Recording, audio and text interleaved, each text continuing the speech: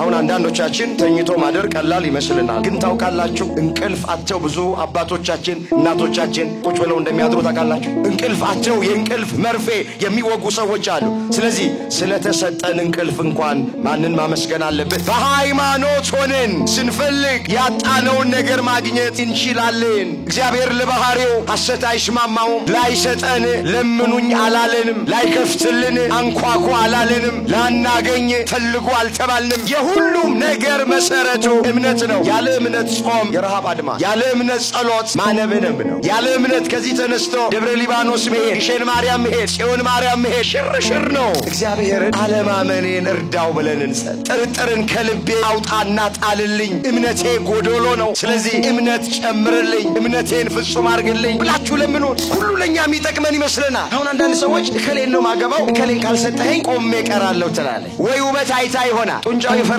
ስለሆነ ቁመቱ የረዘመ ስለሆነ ቤት የሰራ መኪና የገዛ ከሆነ እሱን ታይና ቅዱስ ሚካኤል እሱን ካላገባው ቆሜ ቀራለሁ ትላለች። ሴቶች ቢፈልጉት ቁሳቁስ አይደለም፣ ጊዜ ስጧቸው፣ እንደምትወዷቸው ንገሯቸው፣ ታመኑላቸው። ማርሴዲስ መኪና ገዝተህ ከምትሰጣት ይልቅ ውድ የሆነ ስልክ ከምትሰጣት ይልቅ የሚያብለጨልቅ ስጦታ ከምትሰጣት ይልቅ ጊዜ ስጣት፣ ታመንላት፣ ውደዳት። እወድሻለሁ ባለቤቴ በላት። ብዙዎቹን እንድራቸዋለን፣ ብዙዎቹም ደግሞ እየተፋቱ ነው ያሉት። በራሳቸው ፈቃድ ዘው ብለው ገብተው ማለት የገዛ ባሏን እኮ ከቤት ረግማ የምታስወጣ ሚስት እኮ አለች። የት ልድረስ አንተን ማላይበት? ምን ነው ቆሜ በቀረው? መድኃኒዓለም ምን ውስጥ አስገባኝ? ራስሽ ገብተሽ ምን መድኃኒዓለም ምን ያድርግ? ቅዱስ ሚካኤል እንደው ምን ውስጥ ከተትከን ምን ያርግ ሚካኤል? በትዳር ውስጥ እየኖሩ በልጅ ማጣት አንገታቸውን ይደፋሉ። ወገኖቼ መካኖቹን ካለመውለዳቸው በላይ በጣም የሚያስጨንቃቸው የጎረቤትና የጓደኞቻቸው አሽሙርና ሽሙጥ። መንገድ ላይ ሲያገኟቸው እስካሁን አልወለድሽም፣ እስካሁን አልወለድክም፣ ትዳር ያለ ልጅ እንዴት ይሆናል እያሉ በቁስላቸው ላይ ጥዝጣዜ ይጨምሩባቸዋል። እኔ ይገርመኛል።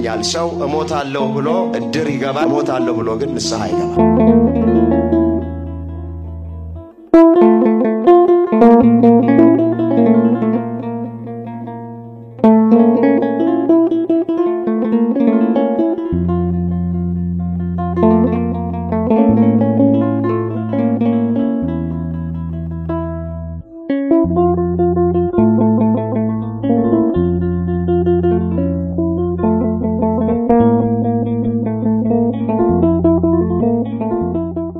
በስመ አብ ወወልድ ወመንፈስ ቅዱስ አሐዱ አምላክ አሜን። ሊቃውንተ ቤተ ክርስቲያን አባቶቼ፣ ካህናት፣ በየደረጃችሁ መምህራን ወንጌል፣ ዘማሪያን፣ ዘማሪያት በዚህ የቅድስና ስፍራ ላይ ቃሉን ለመስማት መልአኩ ቅዱስ ሚካኤልን ለመማፀን ከሩቅም ከቅርብም የተሰበሰባችሁ አባቶች፣ እናቶች፣ እህቶች፣ ወንድሞች፣ ሕፃናትን ጨምሮ በእግዚአብሔር ሰላምታ እንደምን አመሻችሁ። አሜን። አምላካችን እግዚአብሔር ያለፈውን ጊዜ በሰላምና በጤና አስፈጽሞን በእድሜያችን ላይ ይህችን ቀን ተጨማሪ አድርጎልን ቃሉ በሚነገርበት ስፍራ ላይ የሰበሰበን የአባቶቻችን አምላክ የእኛም አምላክ እግዚአብሔር ስለማይነገር ስጦታው ቅዱስ ጳውሎስ እንደተናገረ ክብርና ምስጋና ይግባው። የእናታችን የእመቤታችን የቅድስት ድንግል ማርያም አማላጅነት አይለየን። እግዚአብሔር አምላካችን በጉባኤያችን መካከል ተገኝቶ የተሰወረውን የወንጌል ምስጢር ለሁላችን ገልጦ የሚረባንንና የሚጠቅመንን ነገር እንዲያስተምረን የእሱ ቅዱስ ፍቃዶ ይሆንልን። እንኳን አደረሳችሁ። አምላካችን እግዚአብሔር የያዝነውን ጾም በሰላም አስፈጽሞ ለፍጻሜው እንዲያደርሰን የእሱ ቅዱስ ፍቃዶ ይሆንልን።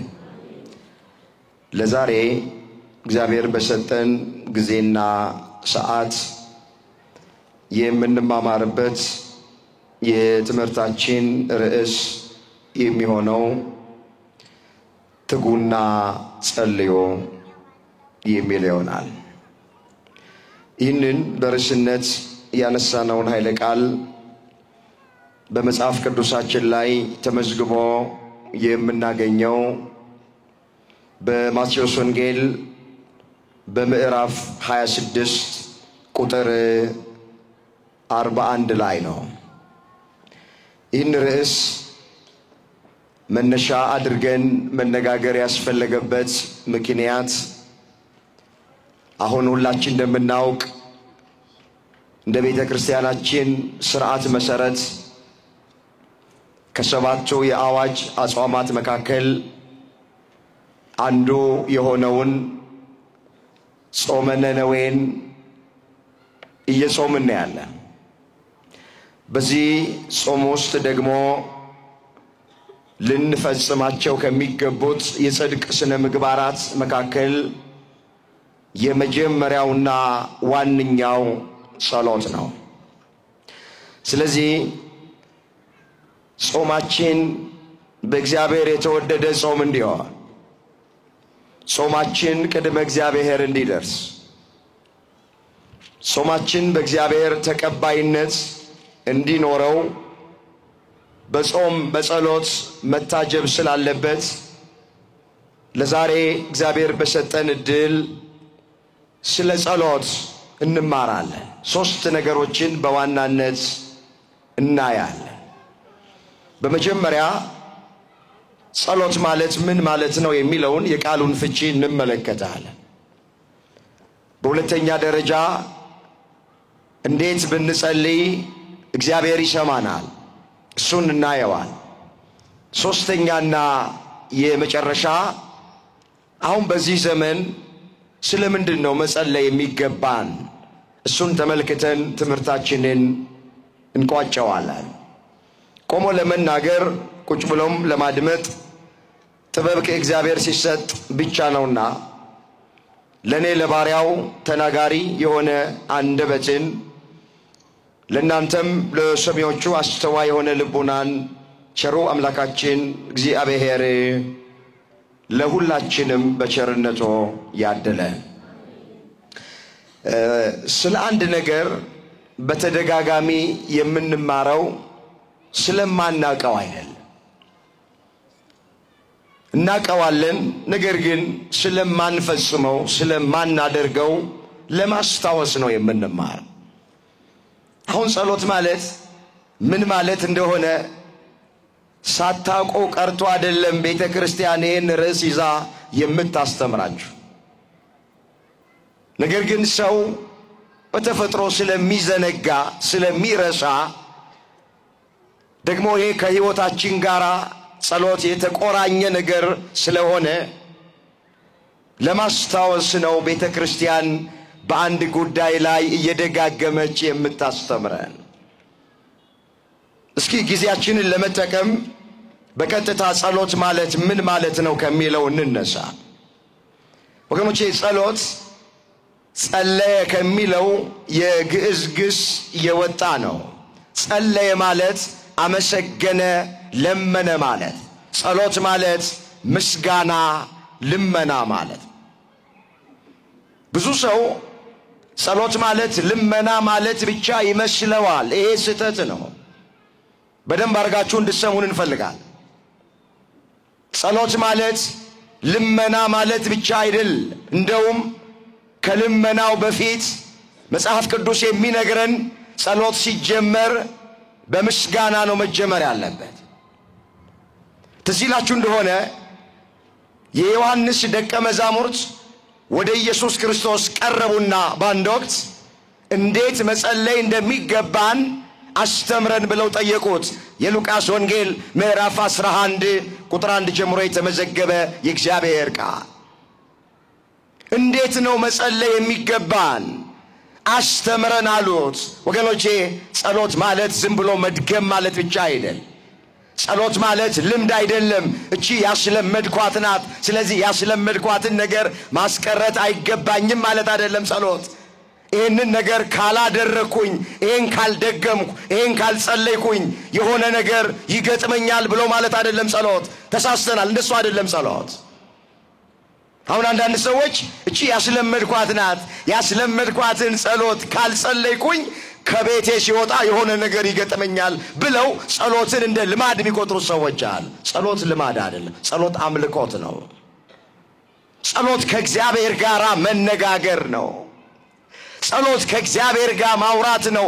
ፍትሐ ነገሥት የሚባለው የቤተ ክርስቲያናችን መጽሐፍ በጸሎት አንቀጹ ላይ ጸሎትን ሲተረጉመው ጸሎት ማለት ከእግዚአብሔር ጋር መነጋገር ነው። ስለዚህ አስተምረን ብለው ደቀ መዛሙርቱ ወደ ኢየሱስ ክርስቶስ ቀረቡና ጠየቁት። እሱም እንደዚህ ብሎ ያስተምራቸው ጀመረ። በምትጸልዩበት ጊዜ እንዲህ ብላችሁ ጸልዩ፣ አባታችን ሆይ በሰማያት የምትኖር ስምህ ይቀደስ ብላችሁ ጸልዩ። እስኪ አባታችን ሆይ በል። ድምጻችሁን አልሰማኋችሁም። ብዙ ሰው ነው ያለው፣ ድምጻችሁ አነስተኛ ነው። አባታችን ሆይ በሰማያት የምትኖር ስምህ ይቀደስ።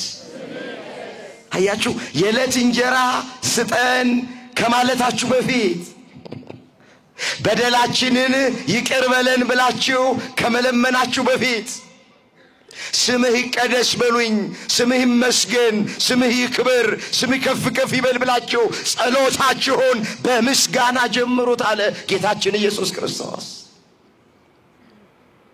ስለዚህ ጸሎት በምንም አይነት ሁኔታ ይሆን ሲጀመር በምስጋና ነው የሚጀመር።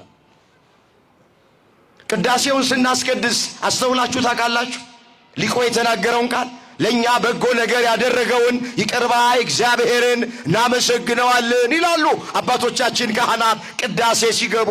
የቅዳሴው መጀመሪያ ላይ የሚናገሩት ቃል ይሄ ነው። ለኛ በጎ ነገር ያደረገው ይቅር ባይ እግዚአብሔርን እናመሰግነዋለን። ስለዚህ ጸሎት በምስጋና ይጀመራል። እንደዚህ አድርግልኝ፣ ይሄንን ነገር ስጠኝ ከማለት በፊት ምስጋና ማቅረብ። ጧት ከእንቅልፋችሁ ስትነሱ ጨለማውን ወስደ ብርሃኑን ስላሳየኸኝ አመሰግንሃለሁ፣ እንቅልፍ ሰጥተህ ተኝቼ እንዳድር ስላደረከኝ አመሰግንሃለሁ ብሎ ጸሎትን የጧት ጸሎትን በምስጋና መጀመር። አሁን አንዳንዶቻችን ተኝቶ ማደር ቀላል ይመስልናል። ግን ታውቃላችሁ እንቅልፍ አጥተው ብዙ አባቶቻችን፣ እናቶቻችን፣ እህቶቻችንና ወንድሞቻችን ቁጭ ብለው እንደሚያድሩ ታውቃላችሁ? እንቅልፍ አጥተው የእንቅልፍ ኪኒን የሚውጡ ሰዎች እንኳን እንቅልፍ አጥተው የእንቅልፍ መርፌ የሚወጉ ሰዎች አሉ። ስለዚህ ስለተሰጠን እንቅልፍ እንኳን ማንን ማመስገን አለብን? አመስግኑታ። ካመሰገናችሁ ክብር ምስጋና ለስሙ ይሁን።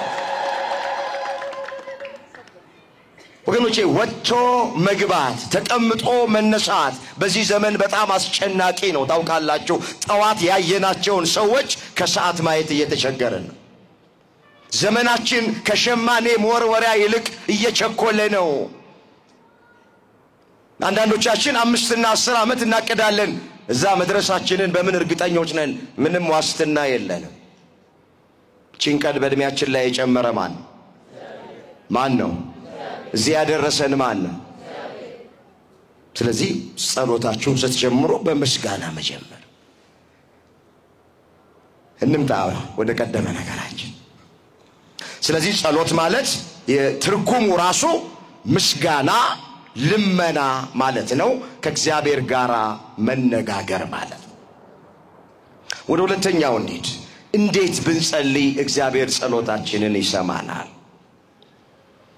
አሁን ብዙ ጊዜ እንጸልያለን ግን ጸሎታችን መልስ ሲያመጣ አይታይም።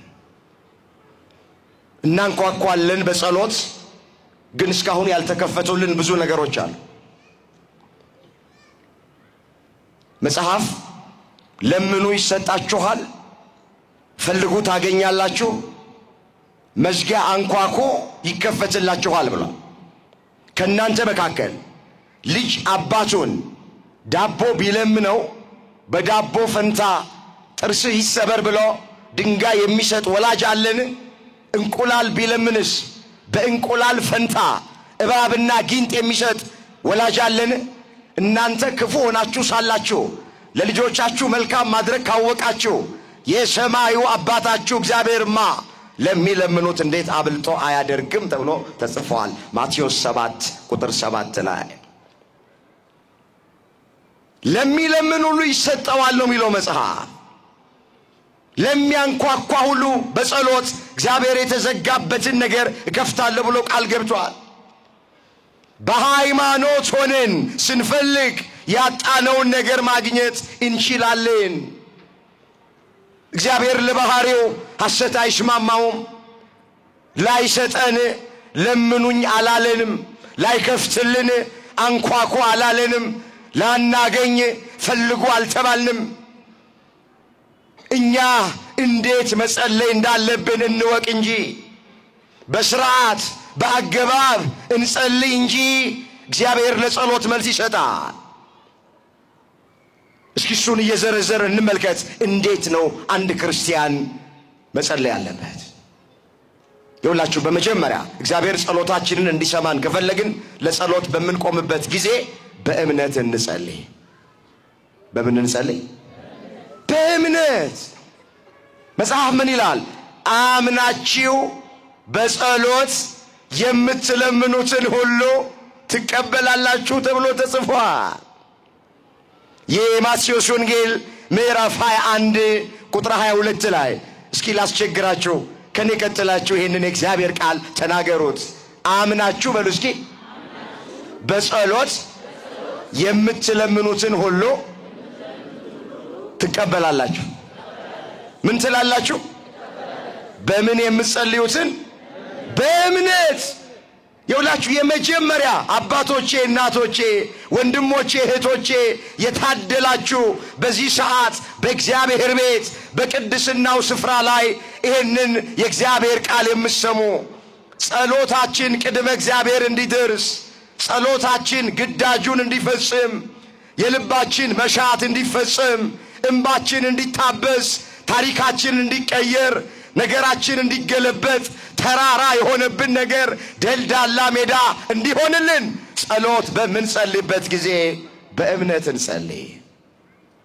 ማንን አምነን? ንገሩኝ እንጂ ማንን አምነን? እግዚአብሔርን አምነን። እግዚአብሔር ጸሎቴን ይሰማኛል፣ ዝም ብዬ አይደለም የምጸልየው፣ የሚሰማኝ አምላክ አለ። መስማት ብቻ አይደለም፣ ጸሎቴን ሰምቶ መልስ ይሰጠኛል ብሎ አምኖ መጸለይ። መጽሐፍ ያለ እምነት እግዚአብሔርን ደስ ማሰኘት አይቻልም ተብሎ ተጽፏል። እስኪ ያለ እምነት በሉ።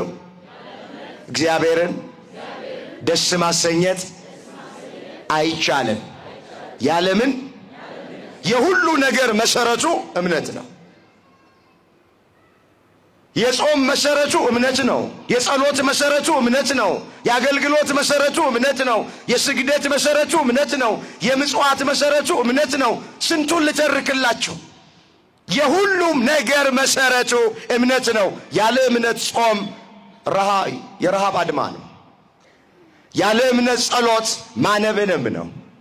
ያለ እምነት ከዚህ ተነስቶ ደብረ ሊባኖስ መሄድ፣ ግሸን ማርያም መሄድ፣ ጽዮን ማርያም መሄድ ሽርሽር ነው። ዕብራውያን 11 ቁጥር 6 ላይ የተመዘገበ የእግዚአብሔር ቃል ያለ እምነት እግዚአብሔርን ደስ ማሰኘት አይቻልም። ስለዚህ ኦርቶዶክሳውያን ይሄ ድምጽ የሚሰማችሁ ውዳሴ ማርያማችሁን ስታደርሱ፣ ዳዊታችሁን ስትደግሙ፣ መዝገበ ጸሎቱን ከፍታችሁ ስትጸልዩ፣ የህሊና ጸሎት ስትጸልዩ፣ በቃላችሁ ስትጸልዩ፣ ቅዳሴም ጸሎት ነው። ስለዚህ ቅዳሴውን ስታስቀድሱ፣ ኪዳኑን ስታደርሱ፣ ከአባቶቻችሁ ጋር ሰዓታቱና ማህሌቱን ስትቆሙ ጸሎት ነው። ይሄ ሁሉ በእምነት መጸለይ ያስፈልጋል። እግዚአብሔር በእምነት እንድንጸልይ ሁላችንን በቸርነቱ ይርዳን። ጥርጥርን ከልባችን አውጥቶ ይጣልልን። እግዚአብሔር ጸሎትን ይሰማል አይሰማም? ይሰማል አይሰማም? ይሰማል። አትጠራጠሩ፣ ይሰማል። ምንድነው ያለው ዳዊት? ስጋ ሁሉ ጸሎትን ወደምትሰማ ወደ አንተ ይመጣል ያለው መዝሙር 64 ቁጥር 1 ላይ የተጻፈ የእግዚአብሔር ቃል። ስጋ ሁሉ አለ ዳዊት ጸሎትን ወደምትሰማ ወደ አንተ ይመጣል። ስጋ ሁሉ ሲል ስጋ ለባሽ ሁሉ ማለቱ ነው። ስጋ ሁሉ ሲል የሰው ልጆች ሁሉ ማለቱ ነው። ዳዊት ጸሎትን ወደምትሰማ ወደ አንተ ይመጣል። ስለዚህ እግዚአብሔር ጸሎትን ይሰማል። መስማት ብቻ አይደለም፣ ሰምቶ ይመልሳል። እግዚአብሔር ጸሎታችንን ሰምቶ ይመልስልን። አንዳንድ ሰዎች ኦርቶዶክሳውያን ቤተክርስቲያን የሚሰበሰቡት ሥርዓት ፈጽመው በዓል አክብረው ለመለያየት ነው ብለው የሚናገሩ ሰዎች አሉ። በደንብ አድርጋችሁ ስሙ። እኛ ቤተክርስቲያን የምንሰበሰበው ሥርዓት ፈጽመን በዓል አክብረን ታቦት አክብረን ብቻ ለመለያየት አይደል። ወደ እግዚአብሔር እንጸልያለን፣ ወደ አምላካችን እንጸልያለን። እግዚአብሔር ጸሎታችንን ይሰማናል። መስማት ብቻ አይደለም፣ ሰምቶ ይመልስልናል። አመስግኑት ይህንን አምላክ። ሰምቶ ይመልስልናል። ሰምቶ ምን ይላል? ሰምቶ የሚመልስ አምላክ ነው። ወደ እሱ ነው የምንጸልየው ይላል። ስለዚህ የመጀመሪያው ባጭሩ እንዴት እንጸልይ? በእምነት ሆነን እንጸልይ። ይውላችሁ የምንጠራጠር ከሆነ እግዚአብሔርን አለማመኔን እርዳው ብለን እንጸልይ። ጥርጥርን ከልቤ ውስጥ አውጣና ጣልልኝ፣ እንደ ገበቴ እወላወላለሁ፣ ንፋስ እንደመታው ሸምበቆ እየተወዘወስኩ ነው፣ እምነቴ ጎዶሎ ነው። ስለዚህ አለማመኔን እርዳው፣ እምነት ጨምርልኝ፣ እምነቴን ፍጹም አድርግልኝ ብላችሁ ለምኑት። ለምን እየተጠራጠርን የምንጸልየው ጸሎት እግዚአብሔር ያስደስተው? እንዲህ ተብሎ ስለተጻፈ ማለት ነው። ሐዋርያው ቅዱስ ያዕቆብ በዚህ በምዕራፍ 1 ላይ ቁጥር 5 ጀምሮ እንዲህ ብሎ ተናግሯል። ከናንተ ማንም ጥበብ ቢጎድለው ሳይነቅፍ በልግስና ለሁሉ የሚሰጠው እግዚአብሔርን ይለምን፣ ለእርሱም ይሰጠዋል። ነገር ግን በምንም ሳይጠራጠር በእምነት ይለምን። በምን ይለምን? በእምነት ይለምን። የሚጠራጠር ሰው በንፋስ የተገፋና የተነቃነቀ የባህርን ማዕበል ይመስላል። ሁለት ሐሳብ ላለው በመንገዱ ሁሉ ለሚወላውል ለዚያ ሰው ከጌታ ዘንድ አንዳች ነገር እንዲያገኝ አይምሰለው። የእግዚአብሔር ቃል ሁለት ሐሳብ በልቡ ያለው ምንድነው? ሁለት ሐሳብ። እግዚአብሔር ይሰማኝ ይሆን ወይስ አይሰማኝም?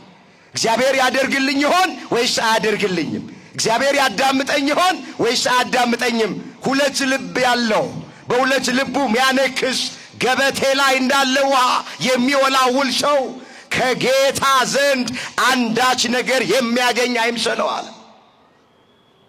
የክርስትና ጉዟችን ወገኖቼ ሩቅ የሆነብን፣ ጸሎታችን መልስ አላመጣ ያለን፣ እንባችን አልታበስ ያለው፣ እንቆቅልሻችን አልፈታ ያለው፣ ታሪካችን አልቀየር ያለው በሁለት ልባችን እያነከስን ስለምንጸልይ ነው። እግዚአብሔር አሁንም አለማመናችንን ረድቶ ጸሎታችንን ይስማን። እግዚአብሔር ለሁላችንም እምነት ይጨምርልን። ምን ይጨምርልን? እስኪ ጌታ ሆይ በሉት። እምነት ጨምርልኝ። ጌታ ሆይ አለማመኔን እርዳው። የሁላችንን አለማመን እግዚአብሔር ይርዳው። በቃ የመጀመሪያው እግዚአብሔር ጸሎታችንን እንዲሰማን በእምነት መጸለይ። ወደ ሁለተኛው እንሂድ።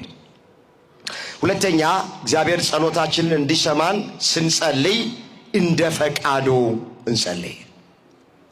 እንደምን እንጸልይ? እንደማን ፈቃድ? እንደ እግዚአብሔር ፈቃድ። እንደ እግዚአብሔር ፈቃድ ማለት እንደ እግዚአብሔር ሐሳብ ማለት። እንደ እግዚአብሔር ፈቃድ ማለት እንደ ቃሉ ማለት። እንደ እግዚአብሔር ፈቃድ መጸለይ ማለት እግዚአብሔርን ደስ የሚያሰኘውን ነገር መጸለይ መለመን ማለት። እንደ ፈቃዱ የሚጸልዩ ሰዎች እግዚአብሔር ጸሎታቸውን ይሰማቸዋል። እንዲህ ተብሎ እንደተጻፈ በሱ ዘንድ ያለን ድፍረት ይህ ነው፣ እንደ ፈቃዱ አንዳች ነገር ብንለምነው ይሰማናል። አንደኛ ዮሐንስ መልእክት ምዕራፍ 5 ቁጥር 14 ላይ የተመዘገበ ቃል። እስኪ ከኔ ቀጥላችሁ ተናገሩ። ተናገሩ የምላችሁ ቃሉ ልባችሁ ላይ እንዲጻፍ ስለምፈልግ ነው። በእርሱ ዘንድ በሉ እስኪ ያለን ድፍረት ይሄ ነው፣ እንደ ፈቃዱ አንዳች ነገር ብንለምነው ይሰማናል። ምን ይለናል? እንደምኑ ብንለምነው? እንደማን ፈቃድ?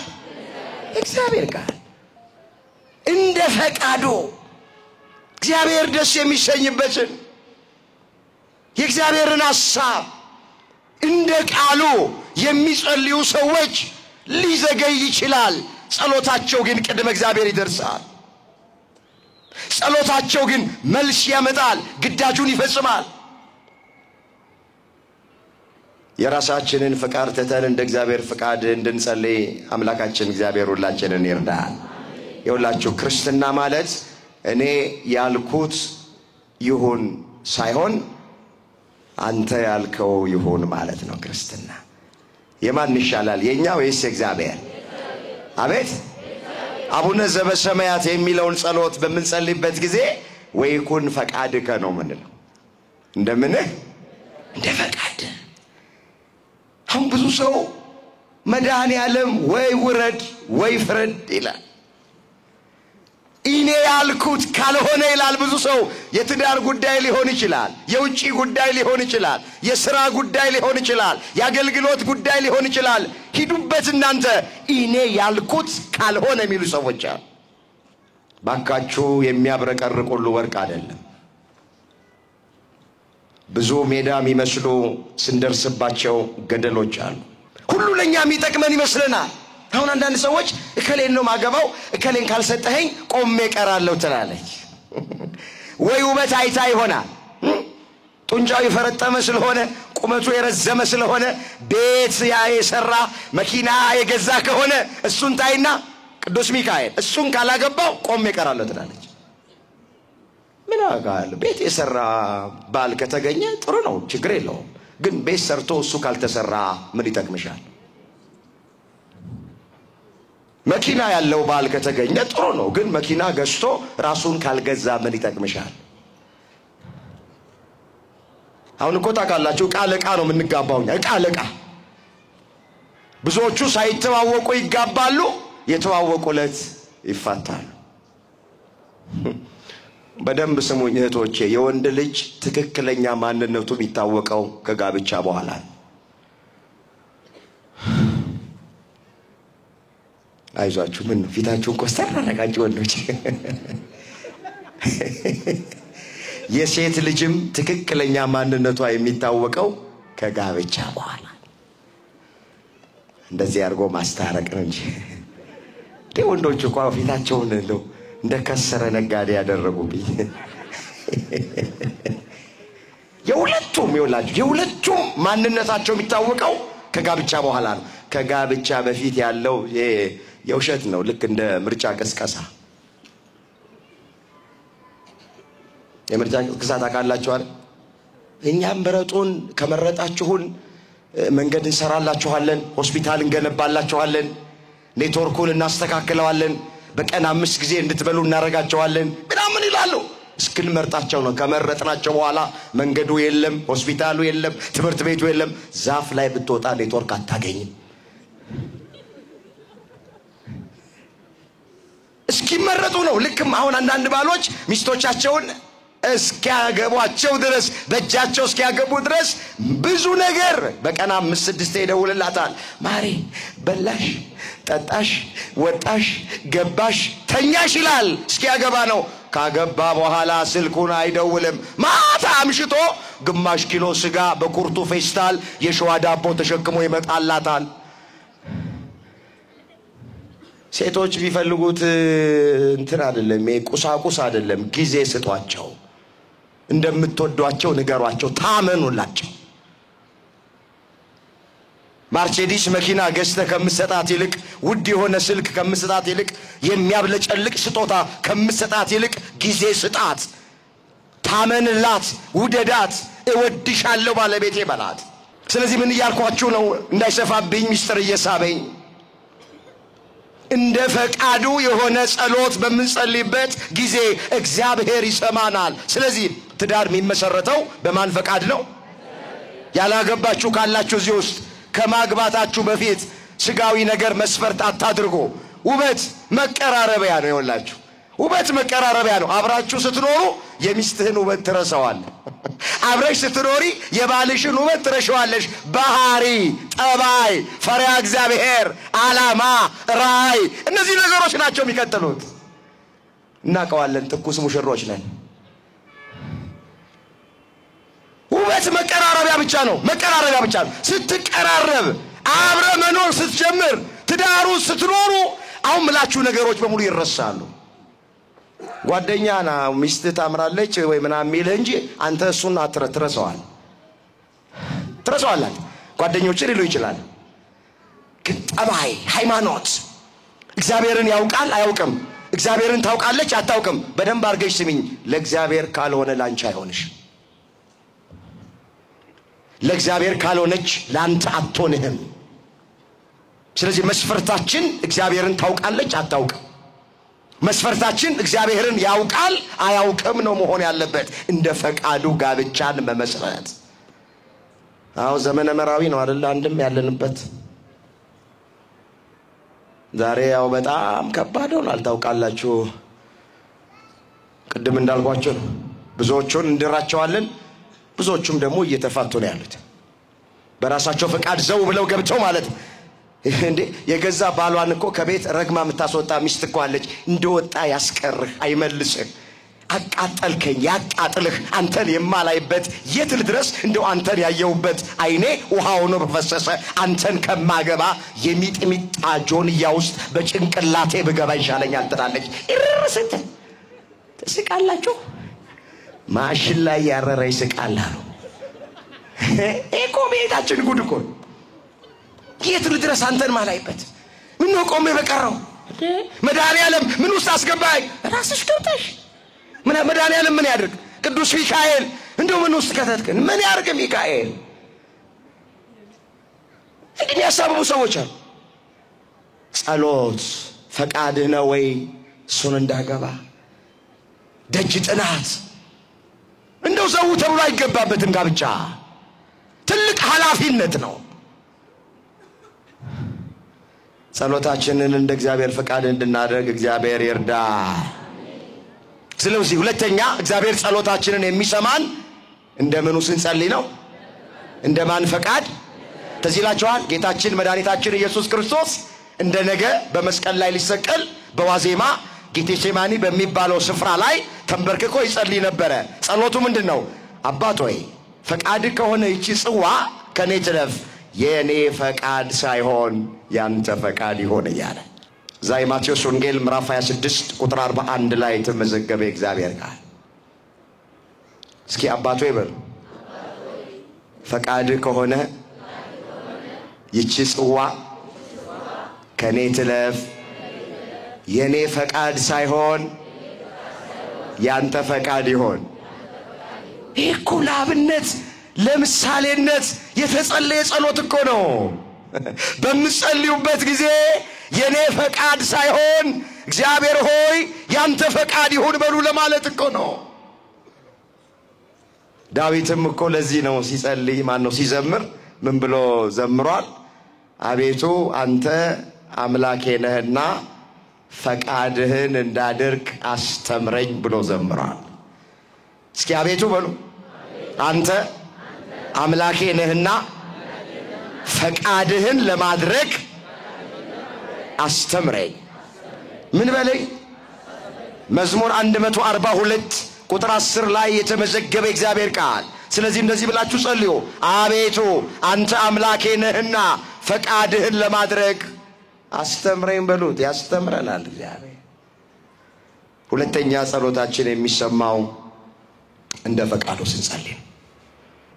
እንጀራ ስጠኝ እንደ ፈቃዱ ነው። እንጀራ ያጣችሁ ሰዎች እንደ ፈቃዱ ነው እንጀራ ስጠኝ በሉት። ስራ ያጣችሁ ሰዎች ስራ ስጠኝ በሉት። እንደ ፈቃዱ ነው። ጤና ያጣችሁ ሰዎች ጤና ስጠኝ ብትሉት ይሄ እንደ ፈቃዱ ነው። ችግር የለም። ልጅ ያጣችሁ ሰዎች በትዳራችሁ ውስጥ ልጅ ስጠኝ ብላችሁ ጸልዩ። ይሄ እንደ ፈቃዱ ነው። የሳራ አምላክ የናንተ አምላክ ነው። የርብቃ አምላክ የናንተ አምላክ ነው። የሐና አምላክ የናንተ አምላክ ነው። የኤልሳቤጥ አምላክ የናንተ አምላክ ነው። እነዚህን በልጅ የጎበኘ አምላክ እናንተንም በልጅ ይጎበኛቸዋል። ይጎብኛቸው። አሁንም ስንት በትዳር ውስጥ እየኖሩ በልጅ ማጣት አንገታቸውን ይደፋሉ። ወገኖቼ መካኖቹን ካለመውለዳቸው በላይ በጣም የሚያስጨንቃቸው የጎረቤትና የጓደኞቻቸው አሽሙርና ሽሙጥ ነው። መንገድ ላይ ሲያገኟቸው እስካሁን አልወለድሽም፣ እስካሁን አልወለድክም፣ ትዳር ያለ ልጅ እንዴት ይሆናል እያሉ በቁስላቸው ላይ ጥዝጣዜ ይጨምሩባቸዋል። በእንቅርት ላይ ጆሮ ደግፍ ይሆኑላቸዋል። ምን አለበት የምትወጃት ከሆነ ለጸሎት ስትቆሚ አንድ አቡነ ዘበሰማያት ለጓደኛሽ ብታደርሽላት? አንቺን ስታይሽ መንገድ ላይ መንገድ እንድትቀይር ለምን ታደርጋታለች? አንዳንዶቻችን ባለማወቅ ነው። አንዳንዶቻችን ግን ያዋቂ አጥፊዎች አውቀን ነው የምናደርገው። እስካሁን አልወለድሽም። ልጅ እኮ ከሱፐር ማርኬት አይገዛ። ልጅ እኮ በጭቃ ተጠፍጥፎ አይሰራም እንጂ ልጅ እኮ የሚሰጠው እግዚአብሔር ነው።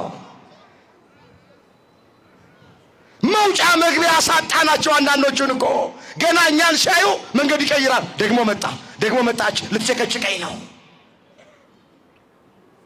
ልጅ እግዚአብሔር ነው የሚሰጠው።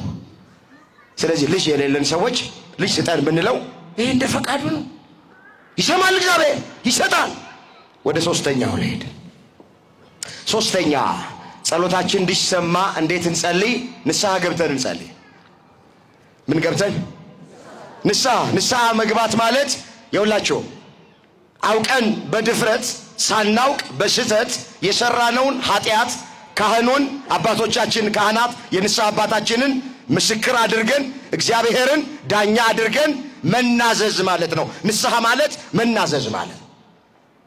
ኃጢአት ማለት ባጭሩ ሁለት ትርጉም አለው። አንደኛ አድርጉ የተባልነውን አለማድረግ ኃጢአት ነው። ሁለተኛ አታድርጉ የተባልነውን ማድረግ ምንድነው? ኃጢአት። ስለዚህ ንስሐ መግባት ማለት ደግሞ ካህኑ ምስክር ነው። እግዚአብሔር የሾመልን የእግዚአብሔር አይን ተብሎ ነው የሚጠሩት። ስልጣኑን የሰጣቸው እግዚአብሔር ነው። ዛሬ ተርታ ልብስ ለብሰው ብታዋቸው ካህናትን አትናውቃቸው። ትልቅ ስልጣን ሀገር ከሚመራ አንድ ካህን ይበልጣል። ከመንግስት ስልጣን ይልቅ የካህናት ስልጣን ይበልጣል። የማሰር የመፍታት ስልጣን ተሰጥቷቸዋል። በቅዱስ ጴጥሮስ በኩል ምንድነው ያለው? ጴጥሮስ አንተ አለት ነህ፣ በአንተ አለትነት ላይ ቤተክርስቲያኔን እሰራታለሁ፣ የገሃነም ደጆች አይችሏትም አለና የመንግስተ ሰማያት መክፈቻ እሰጥሃለሁ። በምድር ያሰርከው በሰማይ የታሰረ ነው፣ በምድር የፈታኸው በሰማይ የተፈታ ነው አለ። ይህን ስልጣን ለአባቶቻችን ካህናት በቅዱስ ጴጥሮስ በኩል እግዚአብሔር ሰጥቷቸዋል። ስለዚህ ካህኑ ምስክር ነው። እግዚአብሔር ነው ዳኛ። እግዚአብሔር ይፍታ እኮ ነው የሚሉን። ቀኖና ሰጥተውን ቀኖናችንን ጨርሰን ወደ አባቶቻችን ስንመጣ እኔ ፈታሃለሁ እኮ አይደል፣ እግዚአብሔር ይፍታ ነው የሚሉት። ማን ይፍታ? እግዚአብሔር ይፍታ ይላሉ። ስለዚህ ንስሐ ገብተን ስንጸልይ እግዚአብሔር ጸሎታችንን ይሰማናል። ንስሐ ማለት ከተጣላነው ጋር ታርቀን የቀማነውን መልሰን የበደልነውን ሰው ክሰን ስለ መተላለፋችንና ስለ ኃጢአታችን እግዚአብሔርን ማረኝ ይቅር በለኝ ብለነው ከዛ በኋላ ስንጸልይ እግዚአብሔር ይሰማናል።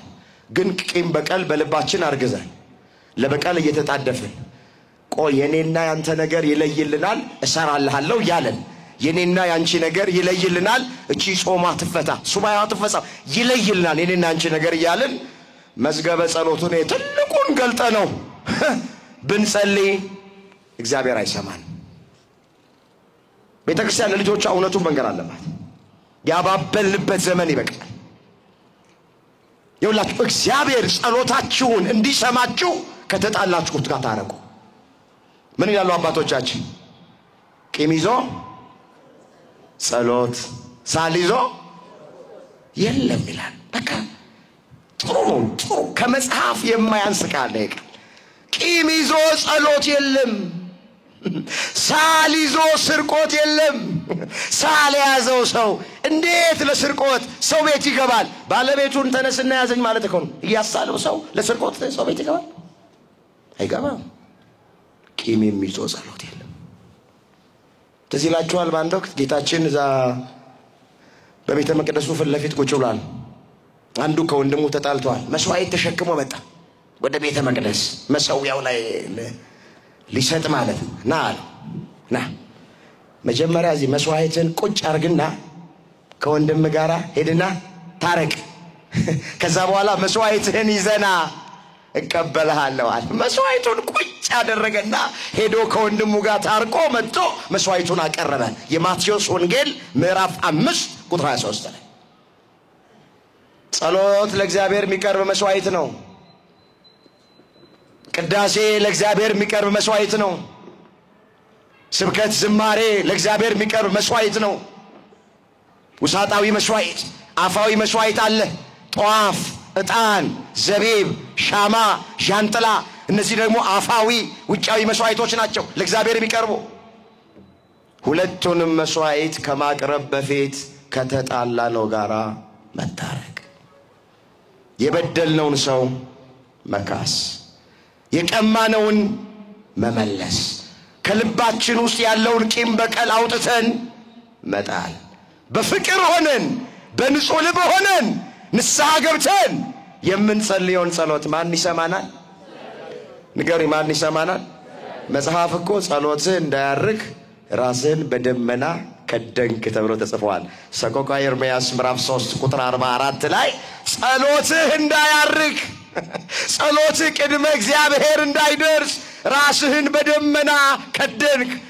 በቂም በቀል ደመና፣ በጥላቻ ደመና፣ በዘረኝነት ደመና፣ በኃጢአት ደመና ጸሎትህ እንዳያርግ ራስህን ከደንክ። ስለዚህ ምእመናን ይውላችሁ ያለ ፍቅር ሆነን መጸለይ ይቻላል፣ ግን እግዚአብሔር ጸሎታችንን እንዴት አድርጎ ሊሰማ ይችላል? አሁን ደግሞ እንደዚህ ስንል እንኳን ዘንቦብሽ ድሮም ጤዛነሽ ነው። አይ በቃ እኔ ልቤ ሌላ ነገር ስላለ መምህሩ ነግሮኛል፣ እግዚአብሔርም ነግሮኛል፣ መጀመሪያ ንስሐ ካልገባው በቃ ጸሎቱን መተው አለብኝ ይላል። አሁን ሰይጣን ሹክ ይላል። አያችሁ ይውላችሁ ይሄ ነገር ንስሐ መግባት የምንችለውም መጸለይ ከቻልን ነው። እግዚአብሔር ለንስሐ የሚያበቃን ለንስሐ አብቃኝ ብለን መጸለይ ስንችል ነው። ጸሎታችሁ እንድታቋርጡ አይደለም ይሄን የምንነግራችሁ። ጸሎታችን ተቀባይነት እንዲኖረው እግዚአብሔር በጸሎታችን ደስ እንዲለው መልስ እንድናገኝ በንስሐ እንለወጥ። አንድ ቃል እስኪ ወደሚቀጥለው ለመሄድ በዚህ በትንቢተ ኢሳይያስ ምዕራፍ 59 ቁጥር 1 ጀምሮ የተመዘገበ ቃል አለ። ትንቢተ ኢሳይያስ ምዕራፍ ስንት አልኳችሁ? ከቃሉ ጋር ናችሁ? ደከማችሁ እንዴ? ቅቤ አንጣሪዋ እያለች ጎመን በጣሿን ምች መታታ። እዚህ የሚጮኸው ሳይደክመው ቁጭ ብላችሁ ደከማችሁ እንዴ እናንተ? ኢሳይያስ 59 ቁጥር 1 እንደዚህ ይላል፣ እነሆ የእግዚአብሔር እጅ ከማዳን አላጠረችም፣ ጆሮም ከመስማት አልደነቆረችም። ነገር ግን በደላችሁ በእናንተና በአምላካችሁ መካከል ለይታለች።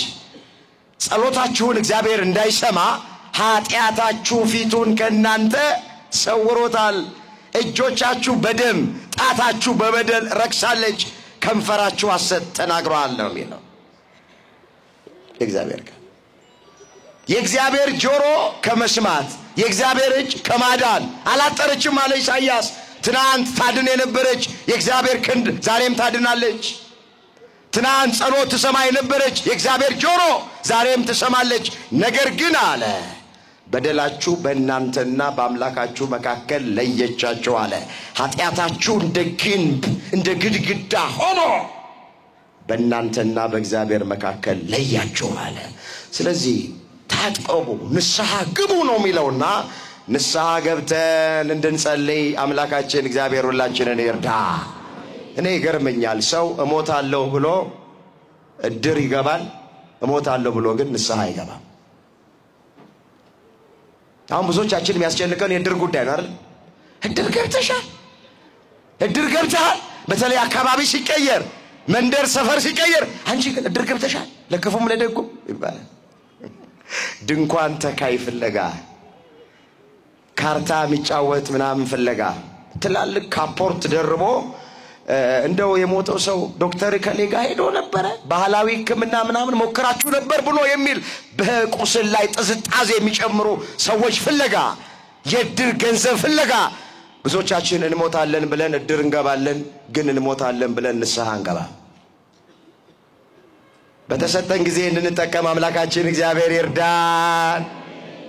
ስለዚህ ጸሎት የሚሰማው በንስሐ ተለውጦ ንስሐ ገብቶ የሚጸልዩ ሰዎችን እግዚአብሔር ጸሎታቸው ምን ይላል? ይሰማል። የመጨረሻውን አይዋል። አራተኛ እግዚአብሔር ጸሎታችንን እንዲሰማ ምን እናድርግ? ሳናቋርጥ እንጸልይ። ምን ሳንል? መጽሐፍ ምን ይላል? አንደኛ ተሰሎንቄ ምዕራፍ 5 ቁጥር 17 ላይ ሳታቋርጡ ጸልዩ። ሳታቋርጡ መልስ ጸልዩ። ጸሎት ይቋረጣል? አሁን አንዳንድ ሰዎች በትዝታ ያሉ ሰዎች አሉ። አቤት እንደኔ ጸሎተኛ የለም ትላለች ቢሮ ቁጭ ብላ። አንዴ ለጸሎት ከቆምኩኝ ቁጭ አልልም፣ አንዴ መጽሐፉን ከገለጥኩት አልዘጋውም። የዛሬ ላይ አድርገውና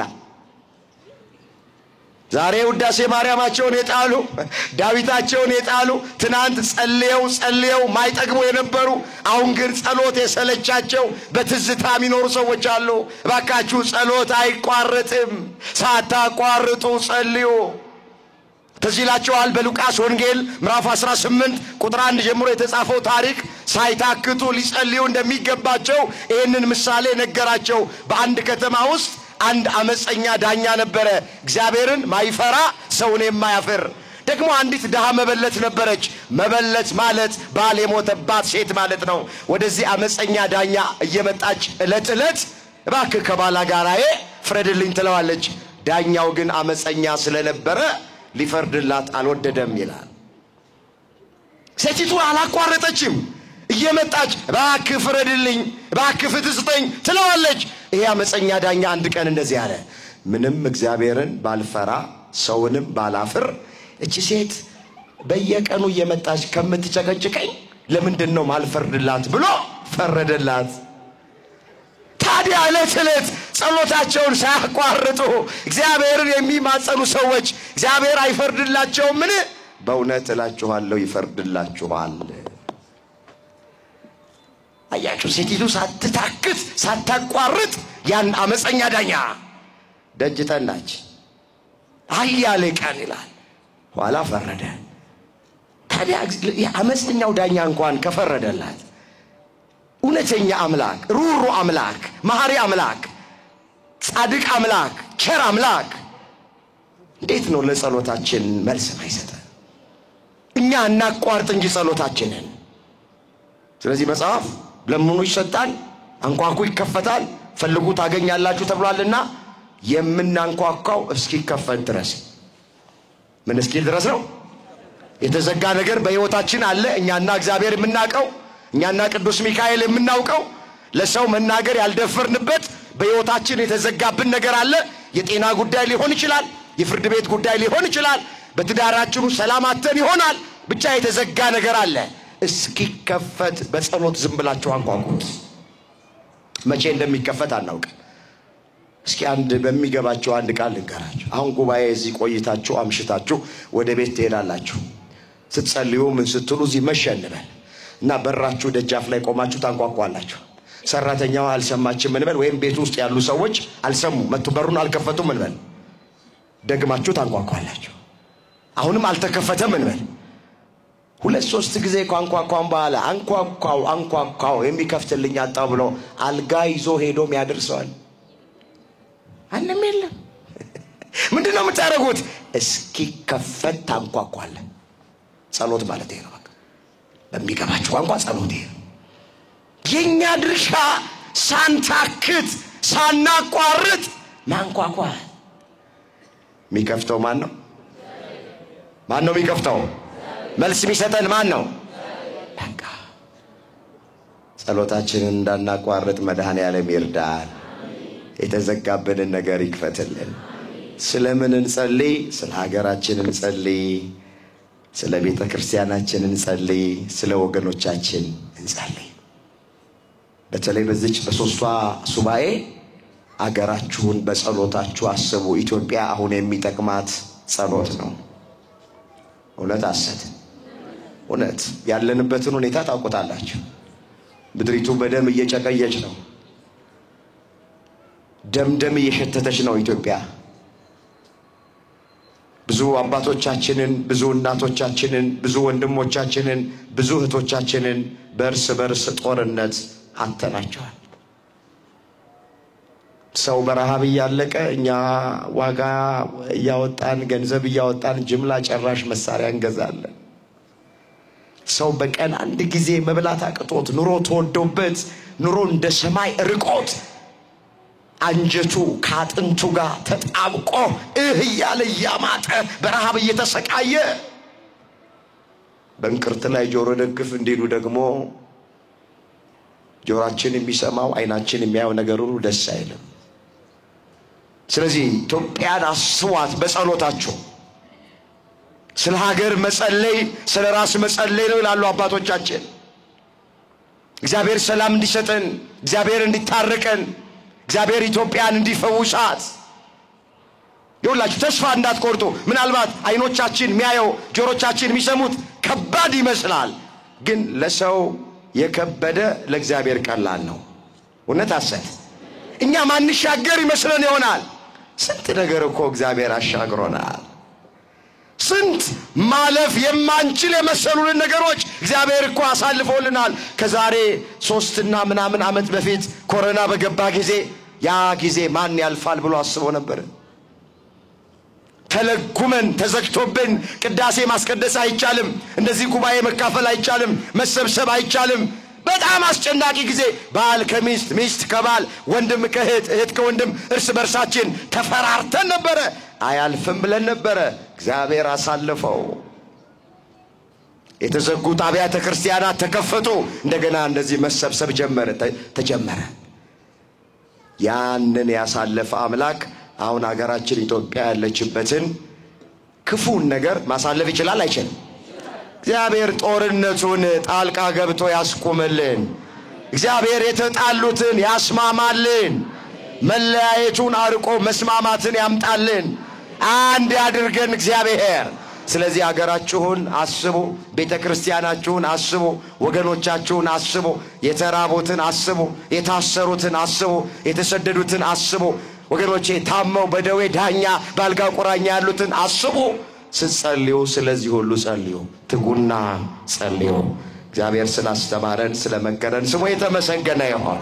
ቅዱስ ሚካኤል ሁላችንን ይጠብቀን። የሁላችንን መጨረሻ እግዚአብሔር ያሳይ። በኔ ዘመን ቤተክርስቲያን አትዘጋም። በኔ ዘመን ቤተክርስቲያን አትዘጋም። የቤተ ሀጌ ሚዲያ ፕሮግራሞችን ስፖንሰር በማድረግ መንፈሳዊ አገልግሎታችንን ይደግፉ። ቤተ ሀጌ ሚዲያ በገጠርና ከተማ የተዘጉ አብያተ ክርስቲያናትን ለማስከፈት ታስቦ የተከፈተ የዩቲዩብ ቻናል ነው። ምርትና አገልግሎቱን ለማስተዋወቅ ከታች በሚያገኟቸው ስልክ ቁጥር ደውለው ያናግሩ። ቤተ ሀጌ ሚዲያን ሰብስክራይብ፣ ኮፒ ሊንክ እና ሼር ማድረግ የገጠሯንና በከተማ ያሉ አብያተ ክርስቲያናትን ለማስከፈት አንዱ አገልግሎት ነው። ቤተ ሀጌዎች ነን። ቤተ ሀጌ ሚዲያ